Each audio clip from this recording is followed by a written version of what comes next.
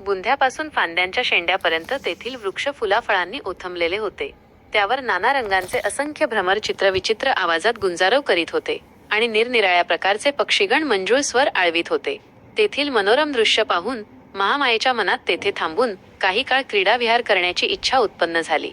म्हणून तिने पालखी वाहणाऱ्या सेवकास आपली पालखी विशाल वृक्षाच्या कुंजात नेऊन उतरविण्यास व तेथे उभे राहण्यास सांगितले. महामाया पालखीतून उतरली व तेथील एका सुंदर विशाल वृक्षाच्या बुंध्याशी चालत गेली. त्या शाल वृक्षाच्या फांद्या वाऱ्याच्या झुळकीने वरखाली हलावताना पाहून महामायेला त्यापैकी एक फांदी हाताने धरावी असे वाटले. सुदैवाने एक फांदी सहजगत्या तिला धरता येईल एवढी खाली आली. इतक्यात ती आपल्या पायाच्या पोटरीवर उभी राहिली व तिने ती फांदी हाताने धरली. तेवढ्यात फांदीवर गेल्यावर झटक्याने महामायेला वर उचलले गेले आणि अशा प्रकारे हिल्यामुळे तिला प्रसूतीच्या वेदना होऊ लागल्या. शालवृक्षाची फांदी हातात धरली असताना उभ्यानेच तिने मुलाला जन्म दिला.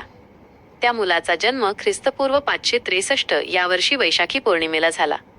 शुद्धोधन व महामाया यांचा विवाह होऊन पुष्कळ वर्षे झाली होती, परंतु त्यांच्या पोटी संतान नव्हते आणि म्हणून पुत्रप्राप्ती झाली. तेव्हा शुद्धोधनाने व त्याच्या परिवाराने आणि सर्व शाक्यांनी पुत्रजन्माचा तो उत्सव मोठ्या हर्षोल्हासाने थाटामाटात साजरा केला.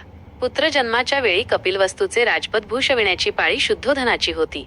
अर्थातच त्यामुळे त्या बालकाला युवराज म्हणून संबोधण्यात येऊ लागले.